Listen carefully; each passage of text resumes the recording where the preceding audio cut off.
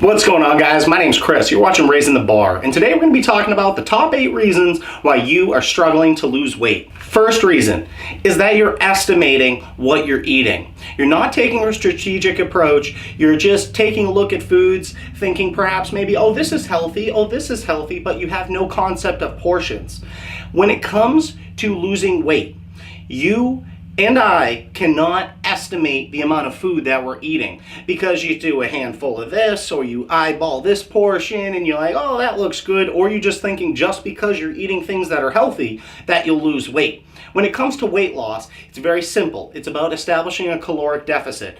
So when you consider that fact, even if you're eating all of these healthy foods, if it's above your caloric maintenance, then guess what? Either you're going to stay the same or you're going to even gain weight. The fact that you're eating healthy foods is irrelevant. What is important is the overall calorie amount that you're consuming. So if you're going about your day thinking that you're doing good because you're having that salad, but you don't realize what's in the salad dressing, then you're not going to be doing too well because you might be overeating. You have to sit down and establish what you're eating, and that's going to come down to utilizing a food scale, not going out to eat very much because it's very, very difficult to do if you're going out to eat because you don't know what added fats, what oils they're using. So the best bet is to eat home-cooked meals, weigh everything, and track it. Tip number 2, condiments. And under this umbrella of condiments, I'm also going to put salad dressings. But condiments can really screw you over. Ketchups, barbecue sauces, salad dressings, all of these condiments that have excess calories that you might not realize. So you'll make this great salad, for instance. You've got fresh vegetables, you've got lettuce, it looks great. And then you're like, oh, let me put that Italian dressing on there. That Italian dressing that's 75 calories per minuscule serving. Next thing you know, that salad just became 500 calories because of that salad dressing you put on there and the high fat content that's in that condiment. You're not doing yourself any justice here. I see a lot of people that do this, that'll be like, oh, I'm going to eat healthy, or I'm going to eat light, I'm going to have a salad. Little do they know that salad has 500 plus calories because of that extremely calorically dense salad dressing. So you really need to be able to track your condiments. This flows right back into tip number 1. But condiments can be a killer when it comes to sticking to a fitness program. Nowadays, we have the luxury of a ton of different low-calorie condiment options. Mustards very rarely have calories in them. You can get sugar-free ketchups. You could utilize the Walden Farms products that have no calories. You could buy light salad dressings. But make sure that you're tracking this. Just because it's a condiment doesn't mean that it's a freebie food. You need to track your condiments because you could take a 300 calorie meal to a 600 calorie meal in a blink of an eye. So you got to make sure that you're monitoring the condiments that you're using and using them wisely. Tip number 3, drinking your calories. If you are a pop drinker or a juice drinker or anything like that, you got to knock that off. If you want to drink pop, get yourself a diet soda and have your fix that way. But if you're drinking juices and you're drinking high calorically dense beverages, you're really just screwing yourself over because you're taking in so many excess calories. I mean, let's say you have 5 cans of Coke a day. I mean, you're creeping up towards 1,000 calories just in sugar water, basically. Switch for the diet options. Kool-Aid makes great drink enhancement products that are calorie-free. Diet sodas, but make sure you're not drinking your calories, guys. If you're drinking your calories, you're just wasting your own time, and especially if you're not tracking that. If you really want to have that and you incorporate it into your meal plan because it's that important to you, then by all means. That's on an everyday front. What about alcohol? Alcohol is a big one out there. You know how many people will buy alcohol that's light or skinny, thinking that they're doing themselves a service? The reality is alcohol in and of itself is calorically dense. So if you buy a beer or a light or maybe a White Claw or something like that that says it's only 90 calories, well, it doesn't really matter what the caloric content of that particular beverage is because the alcohol itself has its own caloric density. So just because you're buying something light and you're trying to get a buzz, you might have to drink twice as much, and you're exactly back to where you started had you just bought the traditional alcohol beverage in the first place. Understand that that's marketing, and you're not doing yourself a service. My recommendation is just to knock the alcohol out. If you can't do that, then just drink in moderation. Limit it to maybe one night per week, one night every other week. But alcohol can really screw you over. My best recommendation for alcohol is to just cut it out completely. And if, like I said, if you can't, limit it to one night a week or maybe once every other week. But one day. Don't be doing this every night. Stop drinking those calories, guys. Tip number 4, cheating on your diet. I'm the first one to say that I've cheated. I cheat. Sometimes it gets really hard. When you first start a new routine, it can get kind of easy in the beginning to stick to, but as time goes on, it gets harder and harder and harder. And those cravings intensify and intensify. If you're cheating, I want you to think and cheat responsibly. What do I mean by that? What I'm talking about is maybe sugar-free Jell-O, or maybe sugar-free preserves, or perhaps not having something that's dense in carbohydrates. Maybe filling up on a big salad, so that way the volume fills out your stomach and you won't be as hungry. Maybe getting to bed earlier, so that way those nighttime cravings don't kick in. You have to get crafty and you got to figure out what works for you. But cheating on your diet and not being honest with yourself can really deter you. I mean, even if we were in a 500 calorie per day deficit per week, that's 3,500 calories or 1 pound. Now, if you go out with your boys on a Friday night and you're drinking a 30 pack of beer, then you're having some pizza after, man, just throw your whole week away. You just wasted all your time. Literally wasted your time.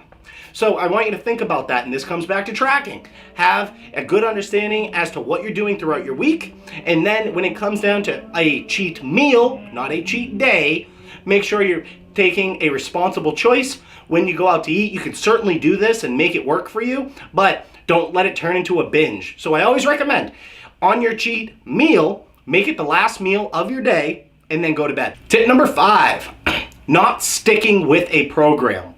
If you start a new diet routine and your weight's not flying off right away and you give up, I want you to dial it back and understand that it's going to be a slow process. And if it's a fast process, like let's say some crash diet where you just don't eat, then it's not going to work for you in the long run. What we're trying to do is establish new eating habits, new routines that are going to work with you to get you towards your goals, but also are going to be sustainable in the long run. So we need to think about that as we're going through and we're building out our plan. So you need to have some patience, stick with it, don't give up, and if there's changes that need to be made along the way, then we'll make those changes, we'll dial it back. But you gotta make sure you're tracking, not only your weight, but also your food, and then make those changes as time goes on, but you need to stick with it.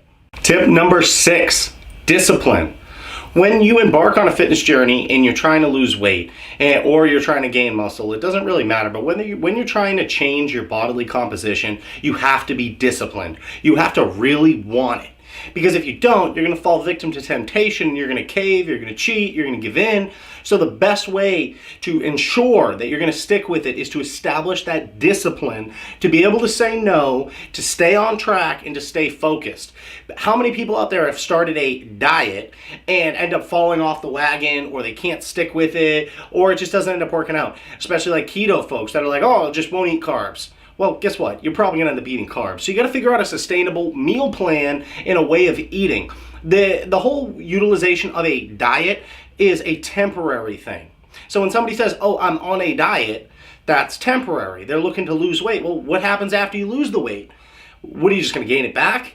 It's not, it just makes no sense. You want to make sure you're utilizing your time correctly, and the best way to do that is to establish a way of eating that works for you and helps you get the body composition that you want. Maybe you lose weight, maybe you gain weight, but you have to stay disciplined with that routine. For me, the best way to stick with something when it comes to my eating is to eat the same things every day. Some people, it doesn't work that way. They can't do that. But that's all right. All you have to do is establish a meal plan that stays within your caloric allotment and stick with that on a daily basis. So that way you'll know what you're eating. You're going to go into it with a good understanding as to what your metabolic needs are, and it'll be that much easier to stick with. But the idea of a diet, throw that idea out the window. What we're looking to establish is new eating habits that you can sustain for the rest of your life.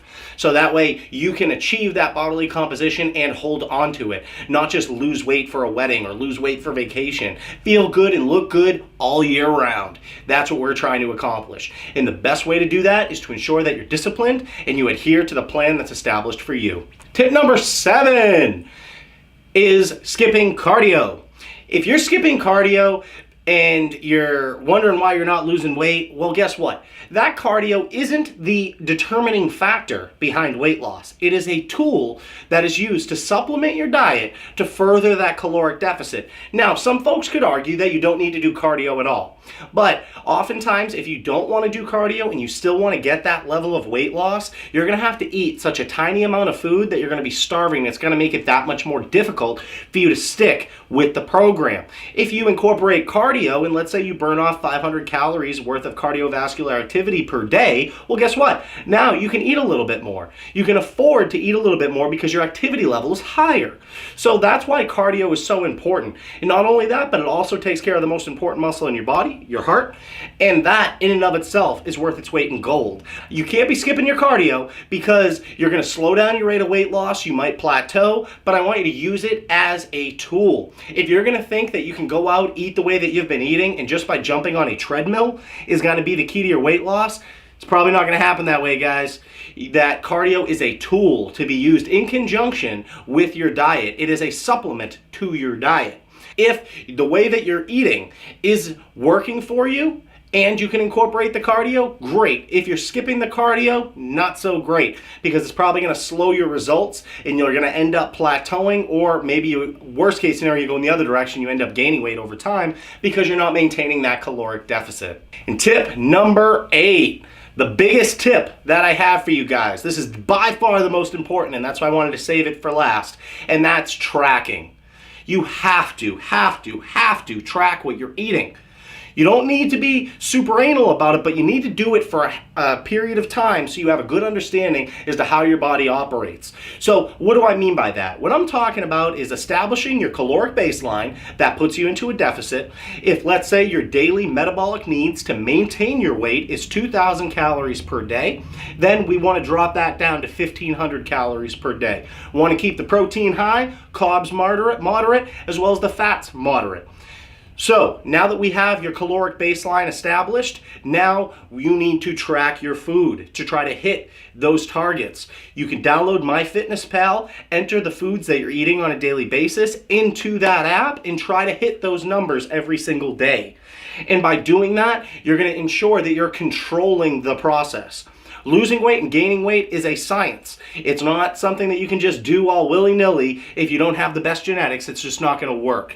So for those super lean people out there that can get away with it, all the power to them. But you and me, probably not the case. So we got to do our due diligence and work that much harder.